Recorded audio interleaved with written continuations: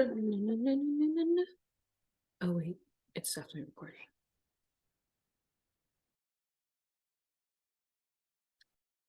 And then share slides.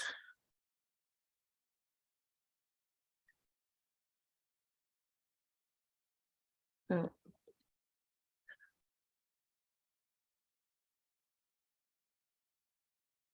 Okay, there we go.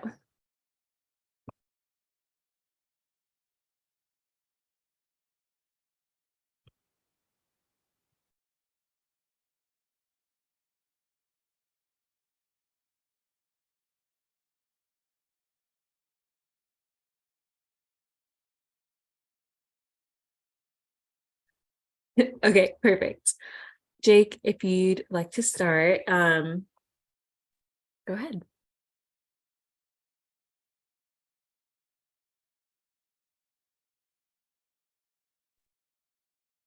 I think Jake is muted. Or at least I cannot hear him.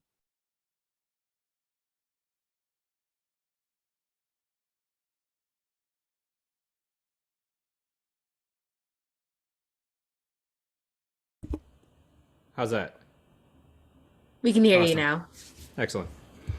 All right. So we are talking about the IMF and the World Bank, how that fits into capitalism, and where we're headed.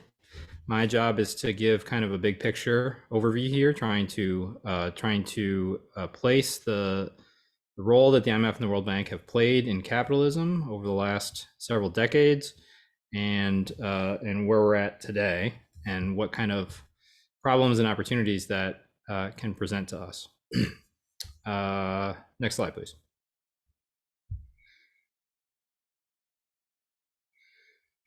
All right, so this is a graph that tells us quite a bit, although how to interpret it exactly is an open question.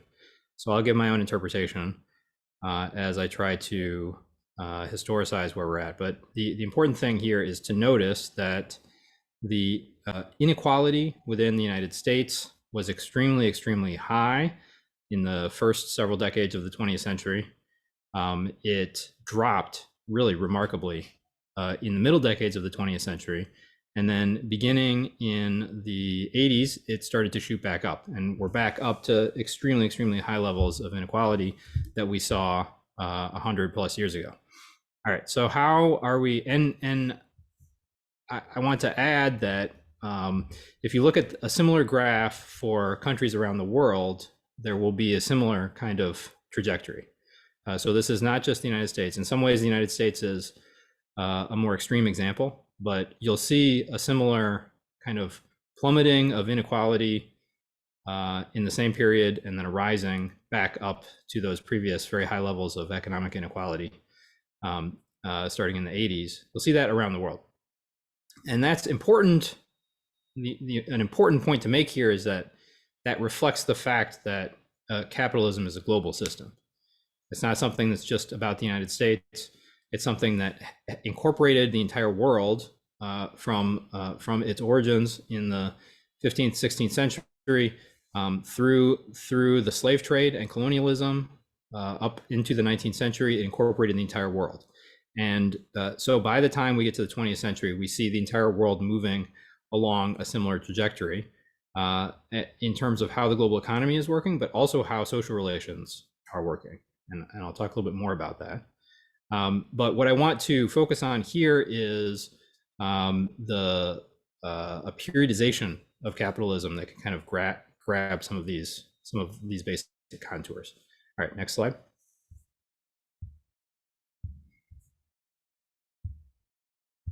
All right, so this is a lot of information, but I want to give kind of a framework for thinking about the different periods of capitalism that will help us understand capitalism as something that has changed in really deep ways across the course of the last couple hundred years, even as it has remained recognizably capitalism.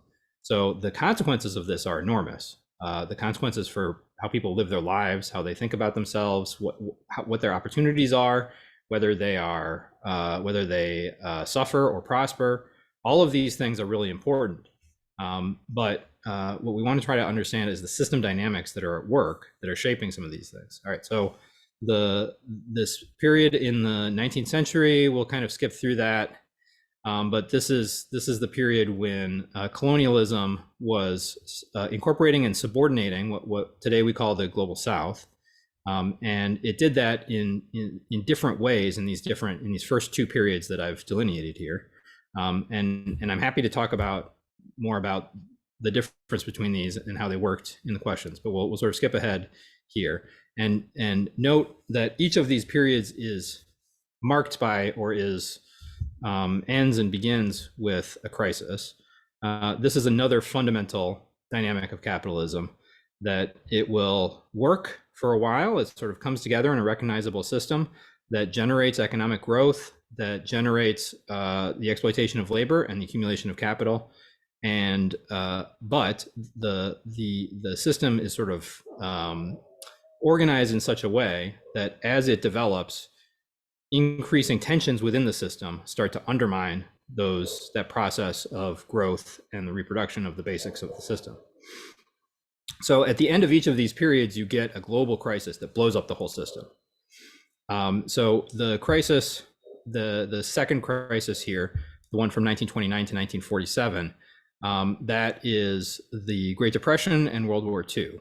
And the Great Depression put an end to an earlier free market-based form of colonizing capitalism, and we get out of the crisis and the reorganization of society in World War II. We get a new kind of capitalism that is much more egalitarian, that is much more inclusive in some ways, much more excluding in other ways. So it includes people if they can kind of conform to the way the system works, but it excludes them if they can't fit in.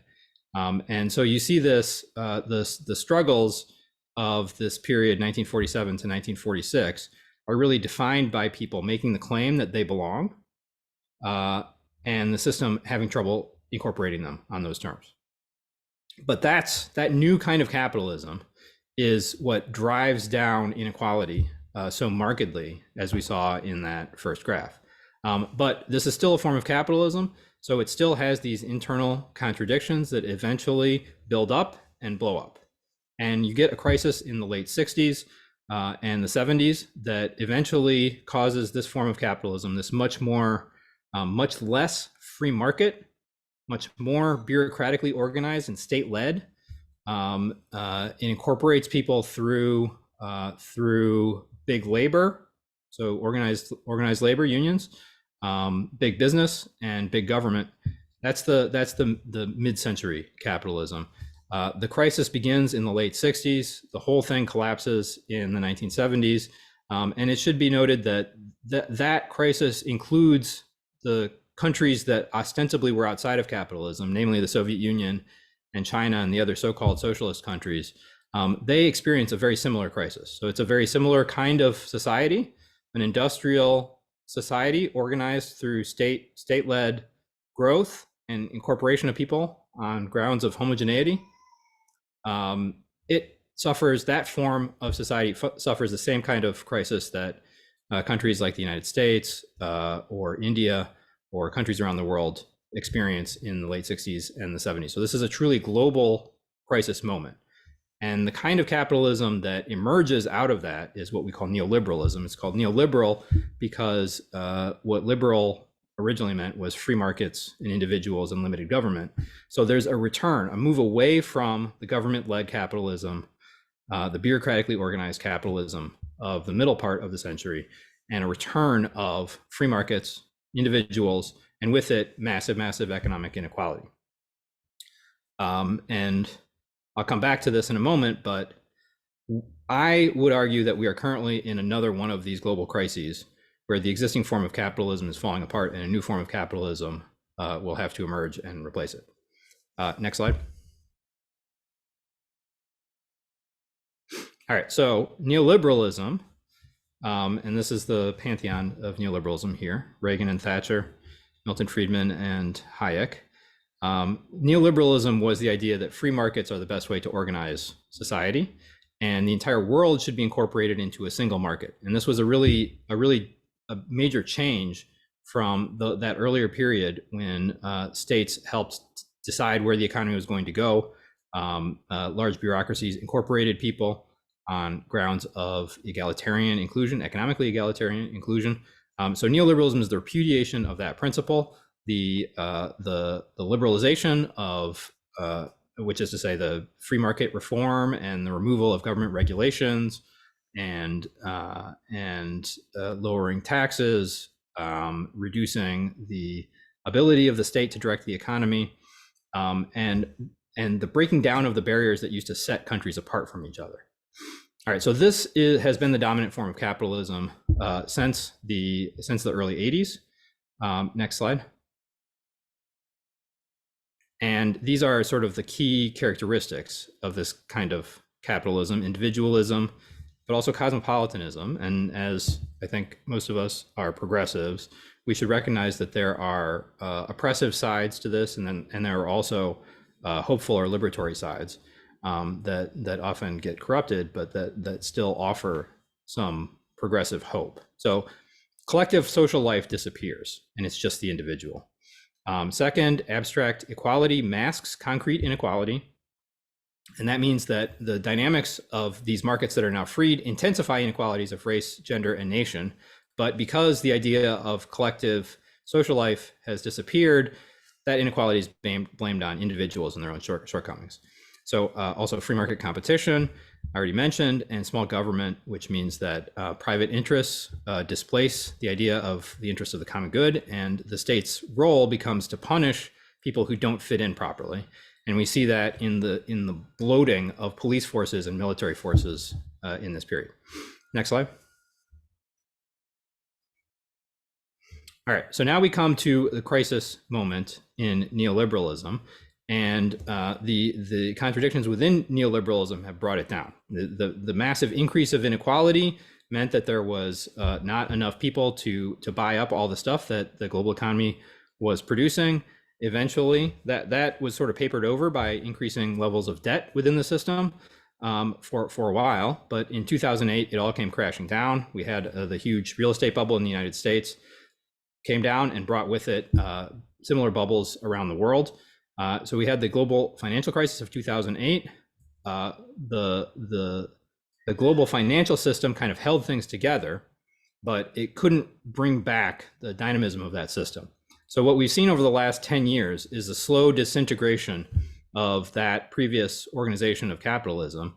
And we're coming out of that. We're getting, I'm going to argue, there are two different directions out of that. The one that has predominated thus far is nationalism. And nationalism is sort of characterized by, let's have the next slide. All these pictures, by the way, are totally random. They come together really nicely. The aesthetic, I think, works, but they're from totally different places. All right, so these are the characteristics of nationalist disintegration as a way out of the crisis that actually deepens the crisis. So collective belonging. So the idea of the collective returns, but now it's based on exclusion. This is a revival of racism and nationalism. It's not like racism and nationalism ever went away, but they were submerged and you had to be implicit about it. It had to be dog whistles. They were still there, but you couldn't be explicit about it. What happens now is racism and nationalism come back explicitly as things that people can embrace and say, like, I am openly a racist or a nationalist. And the other side of that is that the individual that had predominated under neoliberalism is subordinated to the collectives that are based on race or nation. All right, second, rather than, so the system, neoliberalism, produced concrete inequality, but it couldn't recognize it, or it sort of blamed it on individuals rather than being the product of a system. What the nationalist politics does is it openly supports these kinds of concrete inequalities. So the goal is security and prosperity for our race and nation, and that is going to require the domination of other races or nations or nations. And something that goes with this, and again, we can talk more about this later on, but But something that goes with this as a package is that there are compulsory gender roles. So neoliberalism really sort of freed the idea that men and women were different, and you could be, as long as you were successful on the terms that the market set, which were still sort of unequal by gender, but at least in the abstract, if you were a woman who could do the things that were required of you to be a CEO or to be a senator or whatever, you could do it. All right. What's coming back with nationalist politics is the idea of fundamental differences between genders and the requirement that they occupy different spheres. So third here is imperialist competition. There is, because there is so little growth in the global economy, there's a zero-sum struggle over who's going to get that growth, and it's being organized through nations, and the nations are in competition with each other.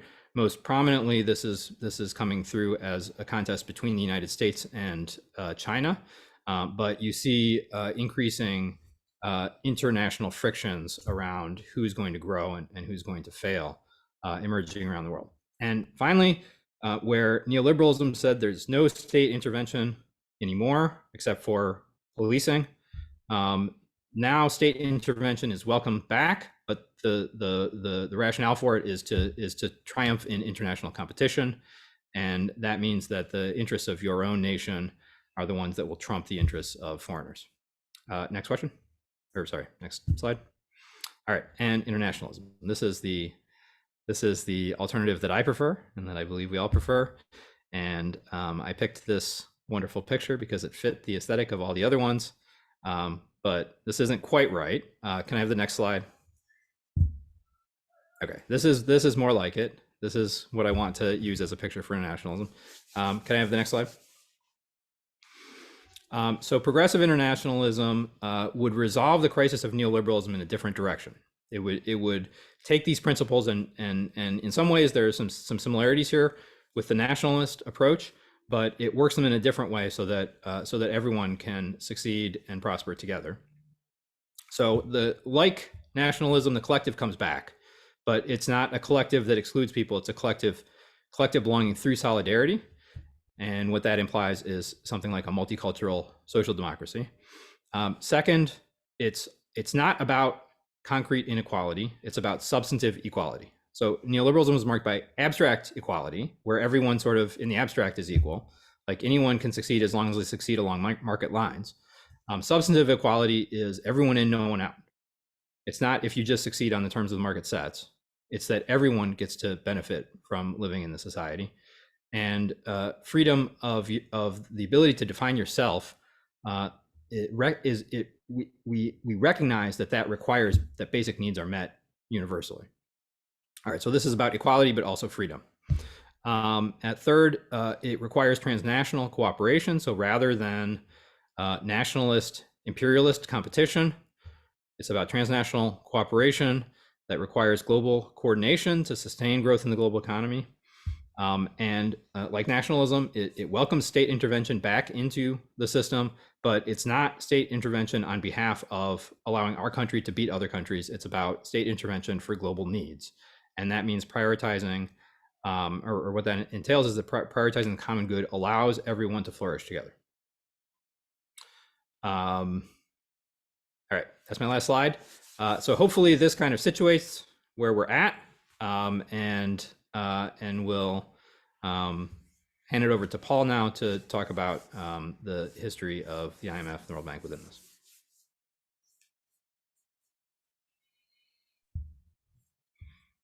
Well, hello, everyone, and thank you so much to Tola and everyone at Justices Global for inviting me. My name is Paul Adler. I teach history at Colorado College. I also wrote a book about US organizing against sort of global neoliberalism from the mid-1970s through the battle in Seattle. And the talk I prepared for today is more specifically about long histories of global resistance to the International Monetary Fund and the World Bank. So I think maybe in Q&A, we can kind of fill in if folks have questions about what those institutions do, and I'll address that some So this is a topic that's near and dear to me. As I was speaking with Ryan before, I was sort of in a prime getting involved in my baby's first protest kind of era in the early 2000s with the global justice movement. So this really is a pleasure to speak about. So do you mind moving to the next slide? So I don't know when the literal first protest against these institutions happened, but we can say that concerns about how the IMF and the World Bank might ingrain and perpetuate inequality existed before they were created. During the Bretton Woods conference, there were a lot of discussions about how these institutions would function. And there was actually a fairly substantial set of delegates, mainly from Latin America and especially from Mexico, who obviously were not in the driver's seat at Bretton Woods, but literally and figuratively had seats at the table. And especially the Mexican delegation did try to lobby and push for these institutions to be a little more representative of the wider world, with some limited successes. One of the first protests by kind of civil society social movements against them came actually in 1951, so well before even the 10th birthday of either the IMF and the World Bank. And this actually originated with the NAACP. They spearheaded a campaign that was trying to pressure the US delegation, US representatives at the World Bank to vote against a loan of $50 million to South Africa, whose government only a very few years prior had instituted the oppressive regime that we know as apartheid. That campaign was not a success, but it showed that the history of even US civil society paying attention to these institutions is a very long one. And I also like this example because it shows how kind of race class analyses were working from early on, right? That the NAACP in 1951 was saying, we're concerned about the World Bank loaning money to South Africa because it's going to entrench one of the most vicious forms of white supremacy in the world at that time and further economic inequality. Do you mind moving to the next slide? So I want to now jump forward a little bit. Between the early 1950s and late 1960s, there were scattered critiques and protests, but the IMF and World Bank were not kind of central to a lot of the global sort of, I'm going to say, social democratic left to further left's understanding of how the world capitalist economy functioned. But that doesn't mean they were ignored. Notably in 1970 in Copenhagen, there was a very large and intensely militant set of protests against an IMF and World Bank meeting. And I'm talking here like fire bombs, street brawls with police officers. My colleague and comrade Christy Thornton is actually writing a very detailed book on the history of protests against international financial institutions.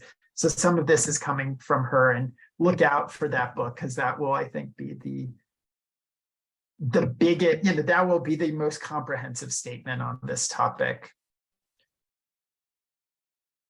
So the protests in Copenhagen were kind of an example of a rather rare thing of protests against these institutions happening in the global north, but definitely in the global south, right, where most of the effects of the World Bank and IMF's policies were being felt. There was a lot of attention.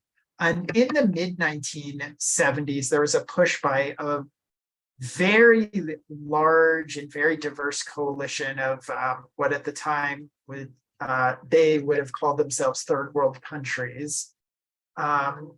And that came together with resolutions that passed through the United Nations General Assembly in 1974, committing the UN and kind of committing a lot of the third world to a project called the New International Economic Order, which very roughly, and I'm happy to answer more questions about this in Q&A, was kind of a global social democratic program lifted up by the third world for reforming the global economy.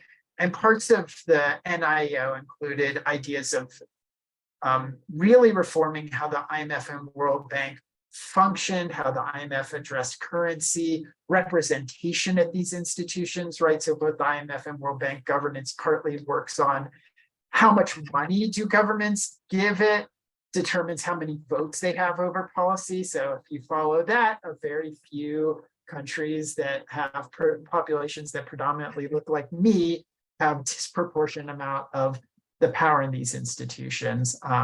So on the right, I have a photo from that meeting, and on the left, two of the more progressive champions of the NIO, Jamaica's Prime Minister Michael Manley and Tanzania's Prime Minister Julius Nyerere. Oh, sorry about that. Can we go to the next slide?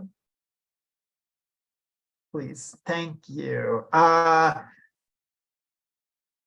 So during the 70s, and I think especially Jake could speak more to this maybe in Q&A, right? There was a variety of factors that came together to cause a burgeoning debt crisis for the third world. And this was a period where especially the IMF, after the end of the Bretton Woods currency regime, was really flailing about looking for a mission. And they found one by the late 70s, and what one critic called being, quote, capitalism's new policeman. And by that, he meant that the IMF would become kind of the institution at the leading edge of implementing austerity and neoliberal policies to force global South countries to pay debts which were owed to the wealthiest multinational banks in the world and the wealthiest countries. And these kind of austerity programs led to very intensive protests. So the photo you are seeing is from an enormous uprising that occurred in Egypt in January 1977. And there, an austerity program included really sharp cuts to basic food subsidies. And this was often the case with IMF programs, that food subsidies became one of the things that sometimes IMF recommended that were cut in the negotiations. Governments led by sort of kleptocrats who would implement these programs. And in Egypt's case, in response, basically the next day after these cuts were announced, there were strikes, attacks on police stations, attempts to occupy key government buildings. And we're talking about hundreds of thousands, if not millions of people participating in these uprisings, which were only suppressed by the full mobilization of the Egyptian army. Around 80 people died. Most of those were protesters killed by the Egyptian army. Around 800 people suffered serious injuries. But this was an example, and these happened some of, I don't want to overstate of like grand victories, but there were times when these kind of massive protests did pare back the worst of austerity. So in the case of Egypt, basically these protests happen, they're suppressed, and then President Sadat, the next day essentially is like, okay, and those food subsidies are coming back, and we're going to figure out something else to cut. So again, obviously not a grand victory, but a very directly, immediately material victory as far as people having some kind of sufficient food. Egypt was far from the only country in the 70s and 80s to have these kind of protests. Between 1976 and 1982, so I'll say 76 to 82, there were 150 such protests around the world. In the 70s and 80s combined, I would expect that there were in the high hundreds, if not low thousands, of these kind of demonstrations. I'm seeing the recommendation of a different song, but I was gonna play briefly a song by a Jamaican reggae artist named Neville Martin, who was sort of very much a part of that political project. This is just sort of the fun piece. of just like to also give a sense of how much this was a core part of so many people and countries' experiences. So this is a song called No Mr. IMF.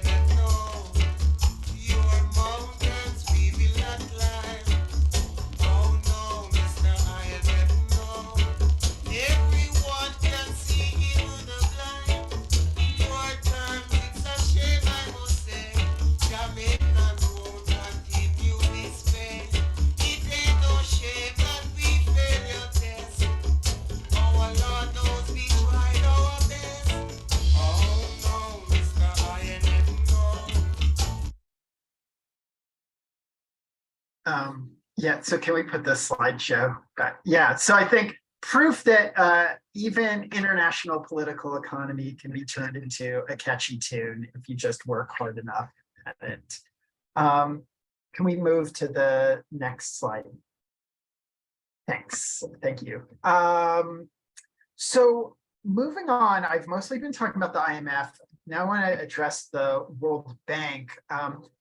In the 70s and 80s, there was a lot of left-leaning opposition to the bank aimed at large infrastructure projects, roads and dams. This often especially was in solidarity with the main sources of the struggle, which were rural and especially indigenous communities who are often the ones most targeted and most suffering from these programs.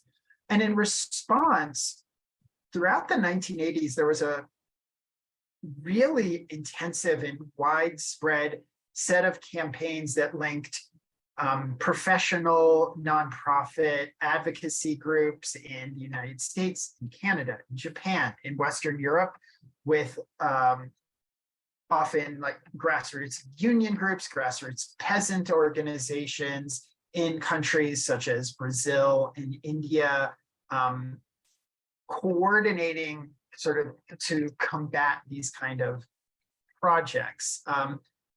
There were some notable victories. In the early 1990s, there were some of the largest protests in India since Indian independence, which had increasingly were catching the attention of members of the US Congress. And that attention, which was sort of enhanced and highlighted by groups such as Friends of the Earth or the Sierra Club, was used to put pressure on the US Congress to actually partially defund the World Bank, or at least issue very real threats of cutting significant amounts of US funding. And this was especially around the Narmada Dam. And these campaigns did win some provisional, some halfway, but notable wins, like the World Bank creating an environmental department and hiring people to do assessments and having systems for where there was at least some amount of input from communities before projects were fully financed and went moving, although quite inadequate. And then next slide, please. And so these campaigns at the development banks helped spur the development in the 1990s of groups like 50 Years is Enough, which launched in 1994, the 50th anniversary of the World Bank and the IMF. A lot of these campaigns were targeted at the debt crisis, which was still ongoing with countries that really should not have ever been spending this money, devoting more money to debt repayments than healthcare or education. And this was also a time when there was a regularization of protests against the IMF and World Bank in Western Europe and the United States. So since around 1986, most every year, there's been a protest of the IMF and World Bank during their annual meetings. These protests became a part of a larger stew of protests that were also led, especially by third world social movements, and then third world governments who, a precious few in the 1990s still were really left of center, but others that just, even if they were neoliberal, were understanding that the debts were crushing them. In 1996, the World Bank created the Highly Indebted Poor Countries Initiative, which again, a very partial, very problematic program, but that did lead to some debt relief. Protests continued, battle in Seattle. There's the A16 protests in April 2001 with around 20,000 people in the streets of DC. One of the my great sadnesses around September 2001 was that I was an undergrad organizing on my campus, where the idea was going to be for the late September 2001 IMF World Bank meetings, there was going to be 100,000 people in the streets. Clearly, the war on terror started in the middle of that, and that really knocked out the momentum. But these protests continued, especially not in the United States, and helped lead to, in 2005, again, a partial but really meaningful victory of the IMF, the World Bank, and the regional multilateral development banks, canceling $40 billion in debts owed to them. So I apologize both if I went too long and that this was such an abbreviated history of all this, but I'm really looking forward to chatting more during Q&A. Thank you. Perfect. Thank you to both Jake and Paul. And yes, we have plenty of time and space for Q&A. I'm just going to conclude the presentation by, I guess, showing my own personal stake in how I got, or why I believe in progressive internationalism so much, and showing a lot of other examples across the world, just because I think that always helps with identifying what us as Americans can do to, or what's possible, honestly, within the world we live in right now. So I'm going to start with Nigeria because I am Nigerian, and I'll probably just start with a little anecdote about how energy is perceived in Nigeria. So in 1972, there's actually there was an electricity corporation in Nigeria, and there was also the Niger Dam Authority, and they combined together to form NEPA, or how it's referred to in Nigeria as NEPA. And basically the reason for this merger was to allow Nigerians to, it was to scale up power generation nationwide, because amidst rising populations and intensifying urbanization, it was definitely very needed. However, it also led to a lot of electricity outages, which kind of impacted the culture in Nigeria. So when electricity outage happens, usually the generator kicks in and all the children yell up NEPA as basically a way of saying, it's a way of jokingly saying that the merger is really not doing what it's supposed to. And I remember my very first trip to Nigeria, I don't know where I'd heard it beforehand because I didn't grow up in Nigeria, but I knew this was the saying. So the first time the electricity outage one of the electricity outages happened, I remember just screaming up NEPA, and I was like, wow, I'm a true Nigerian child now. But honestly, that story also just shows how even in everyday life, energy is a huge conversation in Nigeria. And it's also very, very much connected to problems of climate and debt. So Nigeria is actually the largest producer and exporter of crude oil in Africa, and largely depends on fossil fuels for energy. And much of the oil production happens in the Ogoni region. So this connects to the Ogoni 9, if anyone has ever heard of them, and the activism that's gone on around that.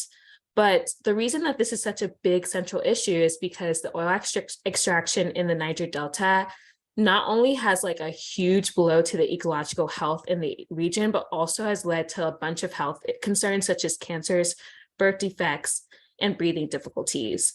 In oil communities, actually the life expectancy is 40 years old.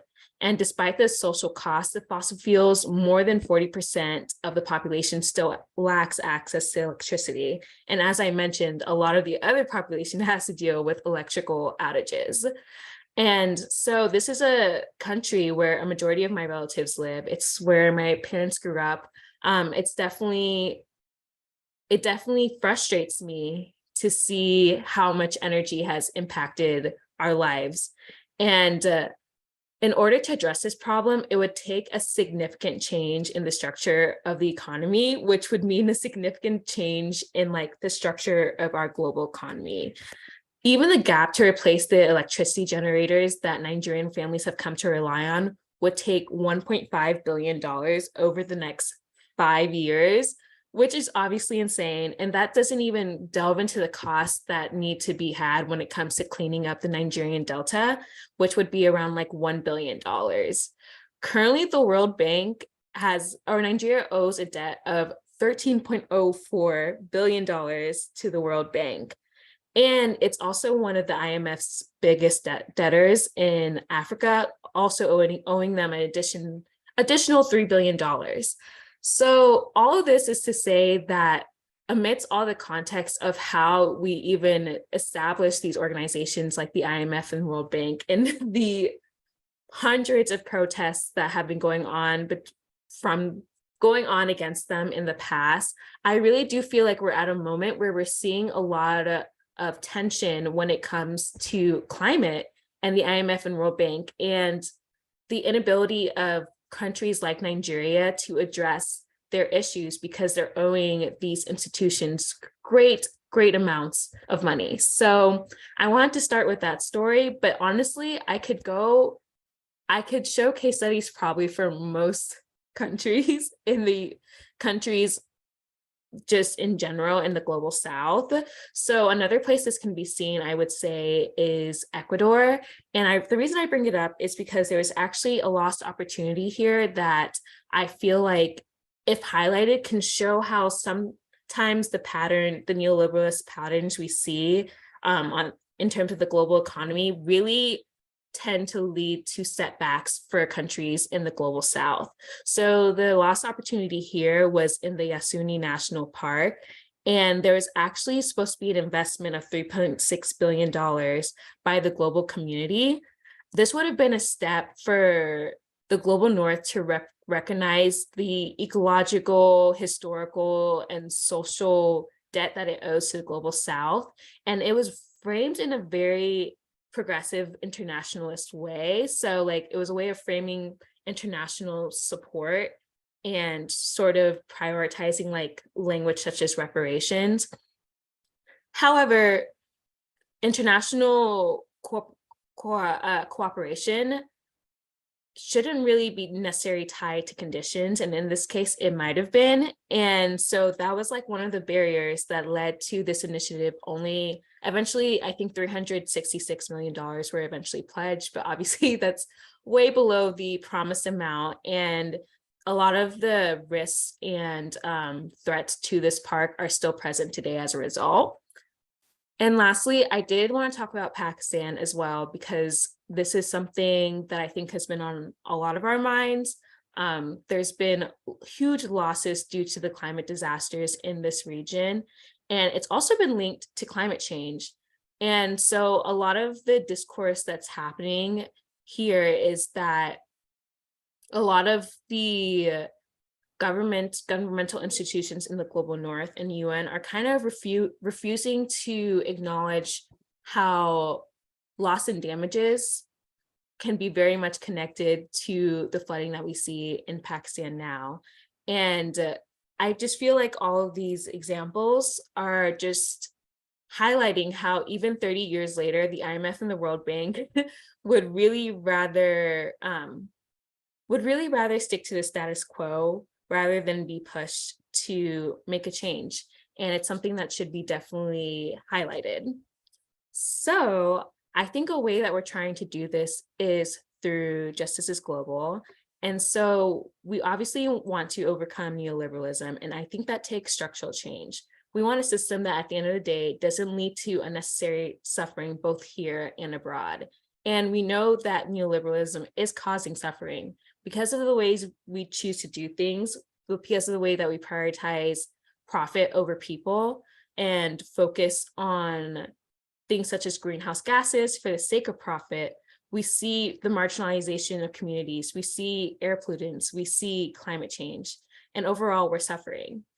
And I believe, and Justice is Global believes, that the only way out is through. It's by poking at the very system which is causing most of these issues and prioritizing the well-being of communities over the accumulation of wealth. As it currently stands, we see how the progressive movement actually struggles with the tension of prioritizing national interests over global solutions. And if justice is truly justice, then I believe that we don't only need a Green New Deal, but we need a global Green New Deal, something that not only addresses an oppressive neoliberal system here in the US, but also abroad. And so the way we're trying to see this through is by seeing progressive internationalism reflected in our governing system in order to alleviate global oppression and also create structural change. And so this will include working at the federal level, perhaps sponsoring a few bills that we've kind of touched base on in some of our meetings so far. Also, like addressing some of the narratives and attitudes towards marginalized communities and how the movement should look. Right now, we know that the Green movement has remained overwhelmingly white in the US. And I think that this is something that we should explore and look at changing, because everyone has a stake in this. And the more that we recognize that, the more that we can realize we're all connected and we all can feel like a community who's approaching this problem together. So if any of this resonates with you, if anything from Paul and Jake's section, you felt like, oh my gosh, like I've definitely noticed this in my life or in the stories of my family, please feel free to join us. I will definitely be reaching out with more resources after this talk. And yes, I'm just so pleased for everyone who came, that we got to see this talk all the way through. And I would love to just open up for Q&A now. And maybe to start, I know this question has sort of been answered in the chat already, but Jake, earlier it was asked, what's an example of the disappearance of collective social life that you've seen? I think this was in reference to this transition to neoliberalism. So yeah, we can start there.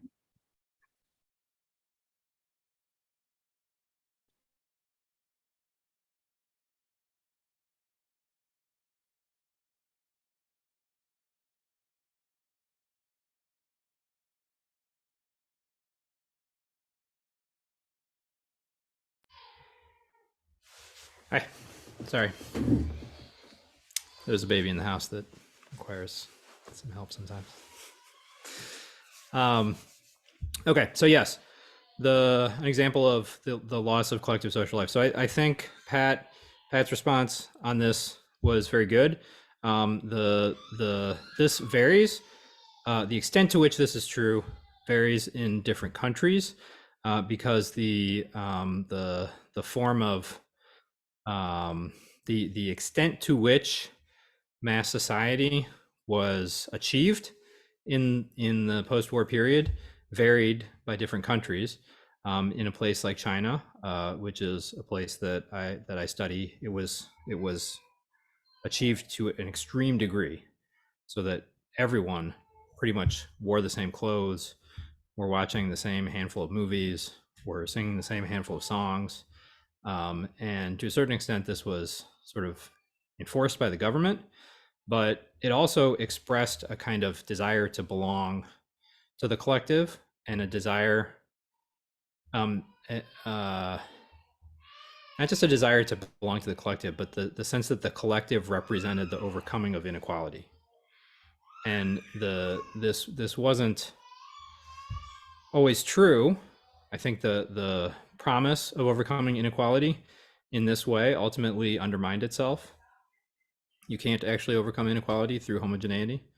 But coming out of the experience of that crisis, that earlier crisis moment, in the 30s and 40s, as well as the society that preceded it, which was marked by these extreme social inequalities, in the sense that, like, if you were part of the working class, you were dirt. Like, a lot of people tried to get to get out of those inequalities by making everyone the same.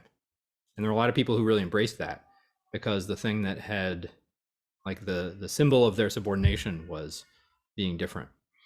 And so in a place like China, this was, as I said, sort of an extreme version of this. But you see this in the United States.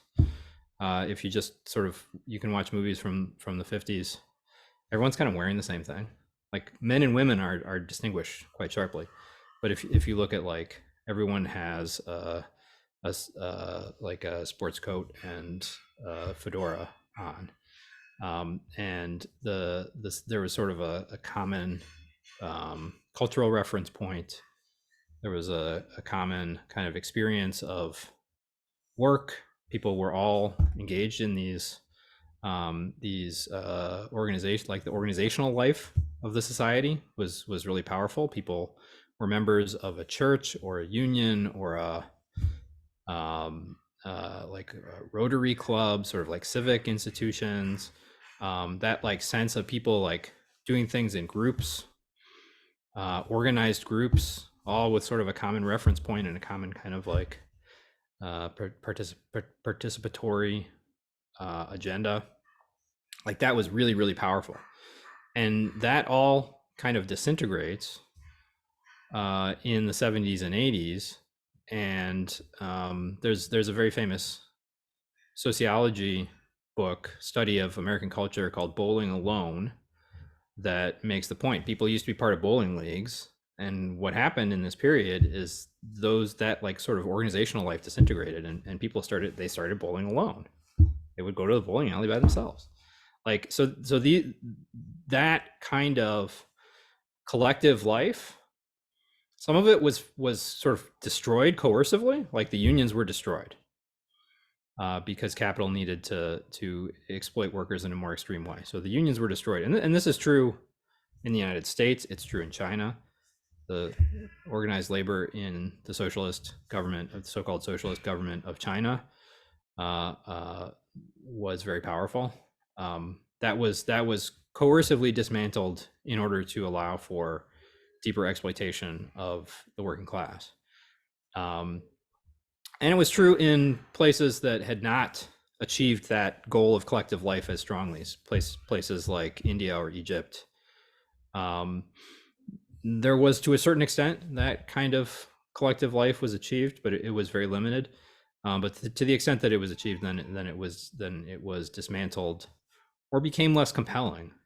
So, like, on the one hand, some of this organizational life or this collective life, it was destroyed, sometimes violently. But on the other hand, people also embraced individuality as, like, a way of escaping the suffocating conformity of living in a society driven to homogeneity. So like I said, there, on the one hand, there's an oppressive moment to neoliberalism, which is that ability to live in a collective was lost. There's something liberatory about living in a collective, but there's also something oppressive about living in it, at least in the way that it's constituted under capitalism. And a lot of people embraced that escape from the collective. The collective was preventing them from exploring who they were. And that's why diversity becomes a really strong value under neoliberalism. And, like, for example, the gay rights movement is successful under neoliberalism in a way that it never could have been in the post-war mass society. Again, though, I want to say, like, gay rights, there's a liberatory moment, and then there's another side to it that limits its ability to be liberatory. So, like, you can only gain gay rights through a certain kind of expression of who you are and your sexuality, and, like, there's sort of a particular path, and where gay rights comes from out of the 70s in a place like the United States has a much wider, much more ambitious, much more fundamental attack on the nature of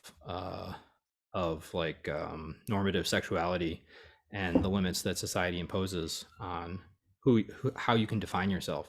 That gets lost in neoliberalism. It gets narrowed. So there is both there's an opening up of space for the individual and for difference within neoliberalism, but it also gets kind of channeled and is oppressive at the same time. So that I think it's useful to recognize that there is both that oppressive side and that side of domination in all of these social formations, and to recognize, like, in our own moment, we're facing a very clear choice here, when we look at nationalism or internationalism as the path to go beyond the crisis that neoliberalism has made for us and for itself. There is that liberatory side that I would argue is represented by internationalism, and then there's the crushing sort of domination of nationalism as the alternative, and both of those are on offer, and they both make sense to people, different people. It will require us to organize people who are attracted to the liberatory side, to win that, because the other side has the advantage for the moment. Great. Yeah, I think that also addresses the follow-up question around whether it can be a good thing since it allows for multiple voices. But if you have anything else to say about that, Jake, just let me know. If not, we can move on to Nathan's question. Just learning more about the decline in left-wing governments in the global South since 1960s or the 70s. And Paul, I feel like, would you like to take this one? Yeah, I can at least get it started. Right, so briefly, the big wave of what some scholars would kind of call political decolonization happens from kind of the 40s through the mid 70s. Obviously, there are still colonies in the world today, but there are many, many fewer than there used to be. And I'm talking about sort of formal, like you go to the capital and the flag of a European country is flying over the main government offices, kind of colonialism. Obviously, also European colonialism and capitalism, as Jake discussed, are pretty much like that. And so when you have people opposing colonialism, they tend to think that capitalism does not seem the most promising system as well, which is why so many anti-colonial movements in Africa and Asia had a very, very rich diversity of kind of social democratic, socialist leanings along with those countries, although this was actually somewhat of a later phenomenon in many places besides, say, Cuba in the early 60s, of sort of proper Soviet-aligned Marxist-Leninists coming to power in places like Vietnam, Cambodia, Angola, Mozambique. But so for what I'm going to talk about now, I'm going to think more of the kind what was organized around the non-aligned movement. So leaders who did not formally side with the Soviet Union, did not necessarily have like a Marxist-Leninist program, but had some kind of social democratic socialist program. And the trajectory there was during the 60s, there were a lot of debates around trade. There was a lot of debates around the Cold War and sort of the arms race and the US war in Vietnam that took up a lot of the attentions of the non-aligned movement. But at the same time, they were organizing. So they were organizing to, for example, create in 1964, the United Nations Conference on Trade and Development, which really especially through the late 60s and through some of the 70s, served as the non-aligned movement's kind of attempt to create a global think tank and a global economic institution as somewhat of a rival, especially in knowledge production, with the IMF, the World Bank. And by the late 60s, one of the things that had happened is these hopes of just sort of economic modernization and development in a single country, whether more capitalistic or more socialistic, were really hitting against the basic barriers. And I think, Ventola, this might grow nicely on your statements about just like, we can't not be internationalist of like, yeah, Ghana or Nigeria or India even, right, can try their best to create kind of an industrial modernization program, but we're hitting barriers based on the global financial system, the global capitalist system. And that inspired the move towards what I was discussing, the new international economic order, with one of the main ideas behind this. And Valentine, I think I'll also try to kind of answer your question wrapped in this of about alternative visions. You can find the NIEO on, easily online. It's a long set of different kinds of programs. The thing that distinguished it generally from a lot of just, anyone can like write a manifesto and send it out, was that there was an understood at the time plausible path towards political power, and it was through producers associations. So the idea, and Julius Nyerere and Michael Manley, who had both in different ways, and especially Manley had been trade unionists, analogized the world economy. And I think especially Jake can fill in where these analogies didn't quite fit the full realities, but I think they're at least very interesting, was the world economy is a factory. The global north countries are the bosses. The third world are the workers. Well, how have workers often fought against the bosses? They've created unions.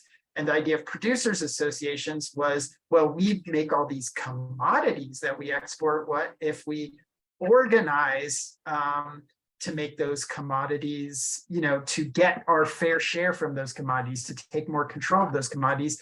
And this isn't the only origin of OPEC, but especially in the early 70s, you had a few key governments that were important in OPEC, especially Algeria, who saw OPEC as kind of the vanguard, leading edge, right? That it's like, we're going to use the oil weapon, so to speak, as a way to really get the global north's attention.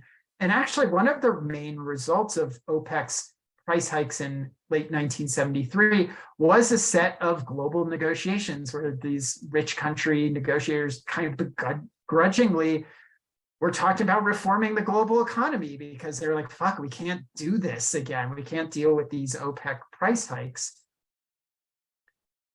And I think going to the question about sort of what happened then was, I describe this in my book as that these third world coalitions around the NIEO resembled an impressionistic painting. They look very coherent from a distance, but the closer you get, the more it's like, oh my God, this is an incoherent bunch of splotches.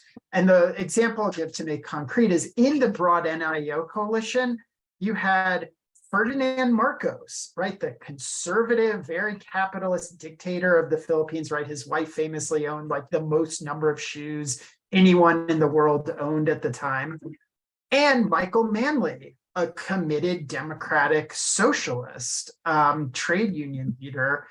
You had countries that had diversified economies, countries with very singular exports, and you had conflicts between oil producing countries and non, because right when OPEC raised their prices, it wasn't like all the third world didn't get affected by that. It actually was also ironically a part of the debt crisis. And so those economic pressures that really hit with the debt crisis, plus the incredible difficulty of uniting all these countries, right? There were a few little attempts. Jamaica briefly helped organize a international bauxite association, bauxite being the main kind of ingredient in making aluminum.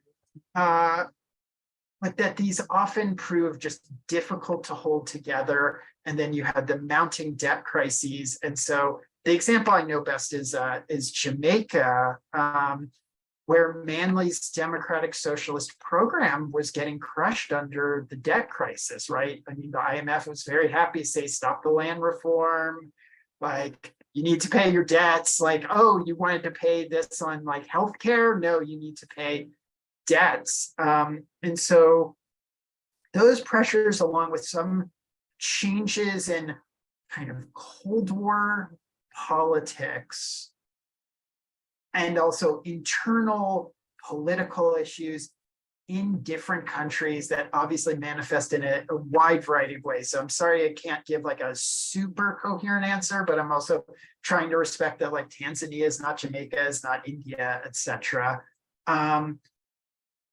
Really through the 80s kind of wiped out a lot of these non-aligned movement left-wing regimes. Sometimes, like in Manley's case, he just lost an election to a neoliberal candidate. In other places, you had internal debates in kind of the left of center populist regimes, like Mexico, where neoliberals were arguing with more social democrats, and the neoliberals won out, partly because they could say, look, the IMF will like us if we do this. And like, sometimes it was even down to the case of like, hey, like I went to the University of Chicago economics program with like this IMF guy. And like, why don't you make me the minister of finance for whatever country? Because I can negotiate with my buddies more easily. And so that combination of forces really wrecked a sort of third worldist left through the 80s. Although, as with anything in the world, I'm not talking about an extinction level event, right? There are still third world leftists. And I mean, actually, today in Latin America, right? Like the left's not, it has huge challenges, but like is doing okay electorally. So yeah, that would be my brief history of kind of governmental third world leftism.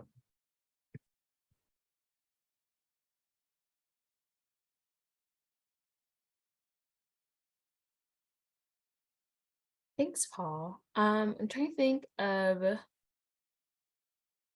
which question we should do next.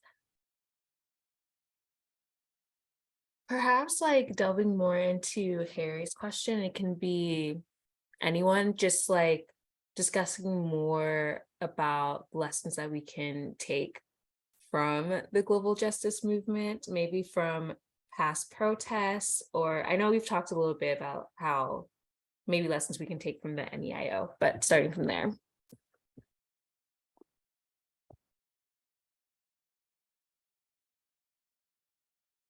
At the risk of talking too much, like I at least in the US case, like I'm kind of the person who wrote the book literally on it. So one thing I would say, and this is a source of, I think, for people of a certain generation of activists, a source of that will be till our graves on like sadness and questioning, is we don't quite know where the global justice movement could have gone if say like Muhammad Atta had been like caught before 9/11, or like things had been different in that situation, because it's hard to overstate how drastically September 11th changed the equation. And I think that's part from increased government repression, part from at least a sense, but I think it was an accurate one, that the wide US public in this moment of trauma and like fear and anger were not going to be very receptive to especially the kind of disruptive protests that we saw with the Seattle anti-WTO actions. And also the case of, and I'm sure there's a sociology or political science term for this, but the shift of people from working, especially kind of some of the younger activists who are going out on the streets, to a kind of anti-war politics that in some cases tried to incorporate global justice frames. But, when we turn to like, oh, the war in Afghanistan, the war in Iraq, the IMF and World Bank, especially in Iraq after the invasion, there was an angle there, but right, it was not going to be the thing that capture a lot of people's attention. It was going to be something that very practical organizing thing, right? It was easier to be like Bush Cheney bad than like, let me explain to you how the Bush Cheney regime is working with IMF and the World Bank on neoliberal structural adjustment programs in Iraq. But I say that as saying with part of the lessons in thinking about the global justice movement, that it's not that it was unfair, history unfolds as it does, but it's like hard to say in some ways because the movement only had a brief period in the United States of kind of really epic mobilization. Although also, right, we had groups like the United Students Against Sweatshops and others that did continue work after 9/11. To be somewhat brief about this, I think the lessons that I find very positive with the global justice movement, although they can in some cases be complicated, were intense coalition building. So bringing together family farmers, global, and again, I'm thinking in a US context, having a meeting where you'd have like an auto worker, a farmer from Iowa, and like Vandana Shiva, right, the Indian environmentalist and especially critic of sort of mechanized, colonized agriculture, coming together, that just like insistence on finding some real underlying common ground, and that the kind of classic thing that like common struggle is often a healthy place to have conversations about differences across nationality, religion, identity, etc. I write about this with Seattle, that I think one of the main reasons Seattle was effective also was, and this is like my favorite sort of lesson of this is, coalitions are important, but also that sometimes the best thing different groups can do is have enough communication to not step on each other's toes. So for example, the non-Black Bloc anarchists, the Direct Action Network, the Ruckus Society folks who actually shut down the Seattle meeting on the first main day of the WTO meeting. Sorry for the redundancy there. They were not in very close contact with the AFL-CIO. But through intermediaries such as Public Citizen, there was awareness of what different people were doing. And I think a level of respect of, the AFL-CIO being like, okay, we're going to have a rally over here. The anarchists are going to do this over here. We're going to have this theme day. And not that like we're trying to create a common message, but we're just doing a diversity of tactics and making sure we're not literally just like overriding each other.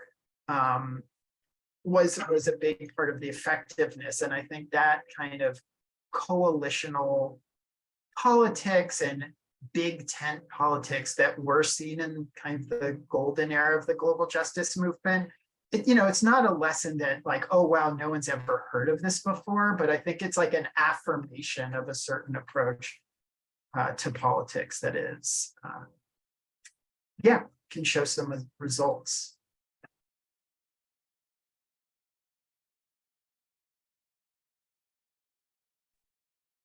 I really like that takeaway, especially about being able to connect based off of a shared struggle.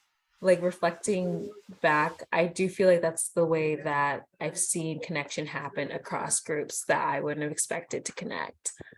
I don't know if we wanted to talk a bit about different banks. I know Anu, hopefully I'm pronouncing your name right, mentioned the new development bank by the BRICS countries, maybe other banks like the Asian Development Bank as well. Yeah, just delve into that topic a little bit more.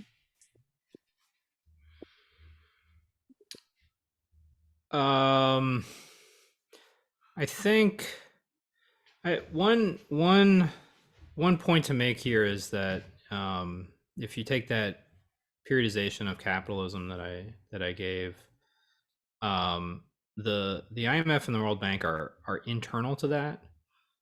So they came out of the Bretton Woods negotiations that came towards the end of World War II, and they were set up to kind of regulate the global economy and try to prevent a return to the Depression after World War II. And what they ended up, the role they ended up playing was kind of handmaiden to that vision of what capitalism was supposed to be, which is centered on an individual country with a strong role for the government and big business and big labor.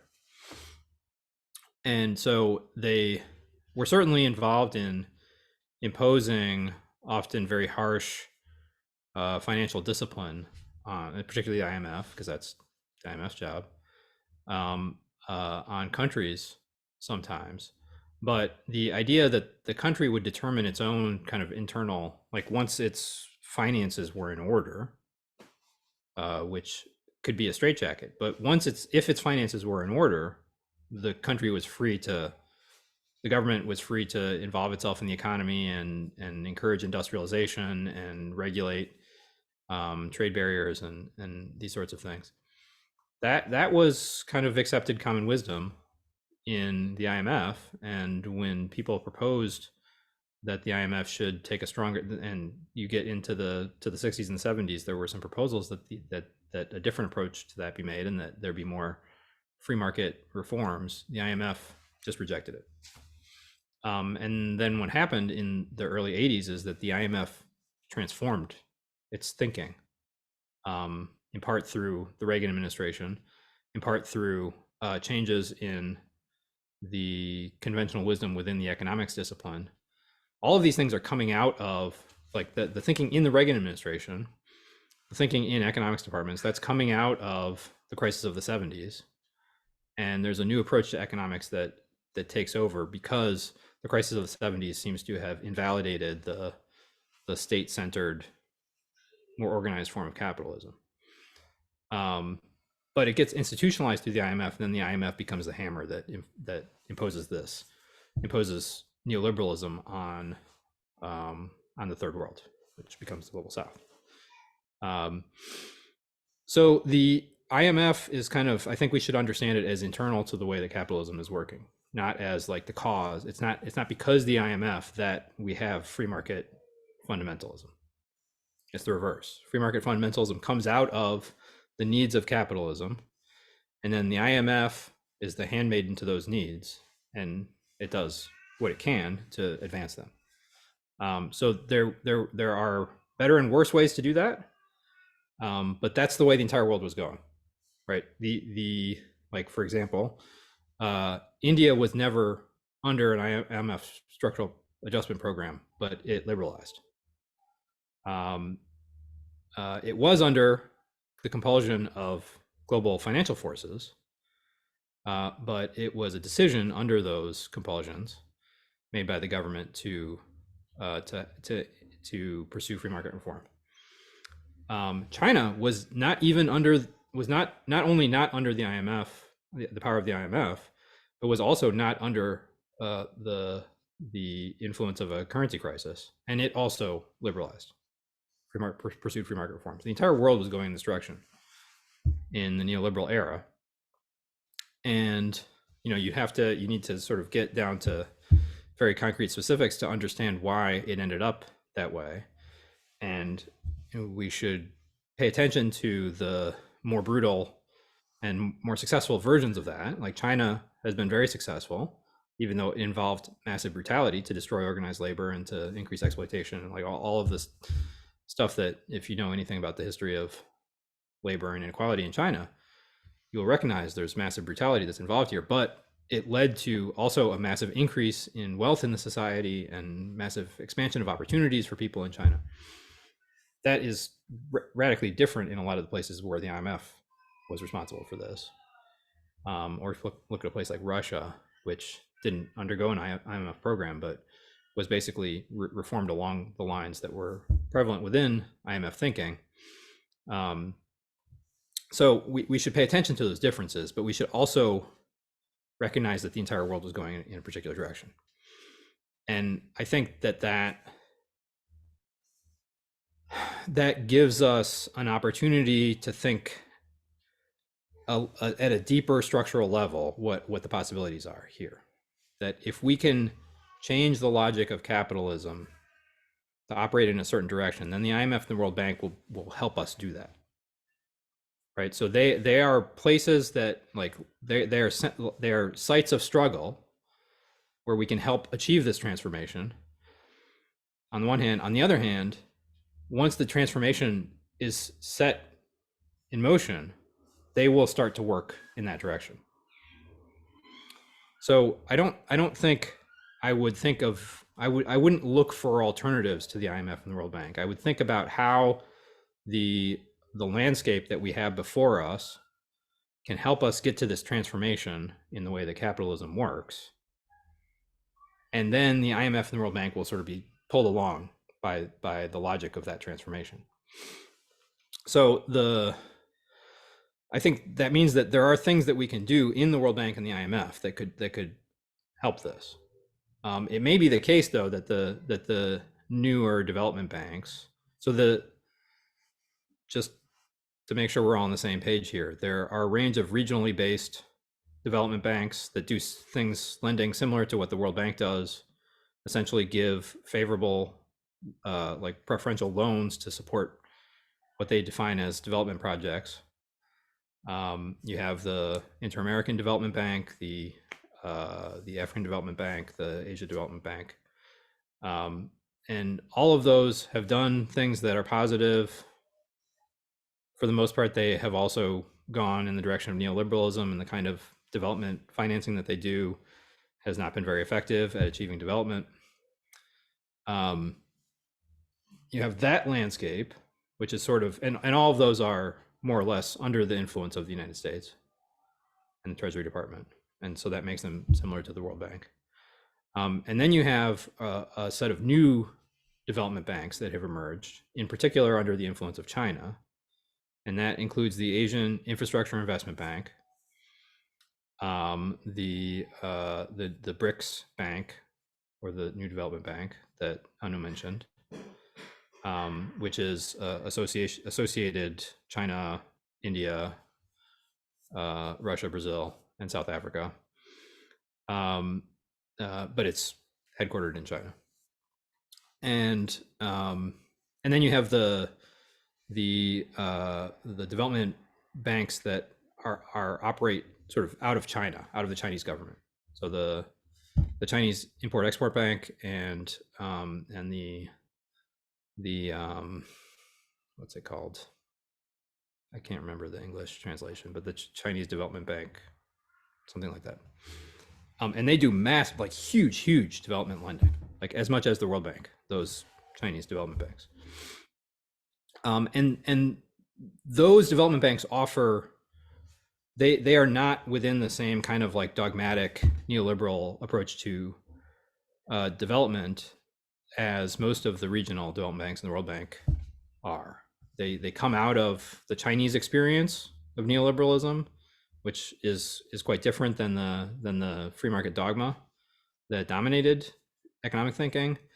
And so they have a different approach to lending, to building infrastructure that doesn't pay itself off through taxes and tolls, for example, which is the sort of free market version of this. Like the idea is rather you're going to pour money into infrastructure, and that's going to eventually pay out through the development possibilities it opens up, even if it doesn't pay itself off through the revenue that it collects by itself. So that's one example of the ways that these newer development banks offer a wider range of possibilities that potentially can point beyond neoliberalism. So I think that in that sense, there's something that we need to take a hold of, but I think we should also understand them as sort of pointing towards a new kind of capitalism that, if it gets going, it will also sort of pull the rest of the institutions of global capitalism along with it. And so rather than being like, we have to destroy the IMF because that's the reason we have free market fundamentalism, I think we should think about it as a target, a potentially strategic target, and the World Bank and these regional development banks. All of these could play a really important role in a strategy that sets up a new approach to economic growth that is more egalitarian, and for that reason is more successful. Honestly, on that note, I feel like that orientation was a great just way for us to understand what we do with this information that we have after this hour and a half together. I do want to be respectful of everyone's time, so I'm going to cut it off here. But thank you everyone for coming. Thank you to Paul and Jake. The information you just granted us was wonderful. And yes, be looking for a follow-up from me. I hope everyone has a great night. Thanks, everyone. Thank you for the great questions. Thank you so much. This was super, super interesting. Yes, you. this recording will be shared. Bye, all. Thank you.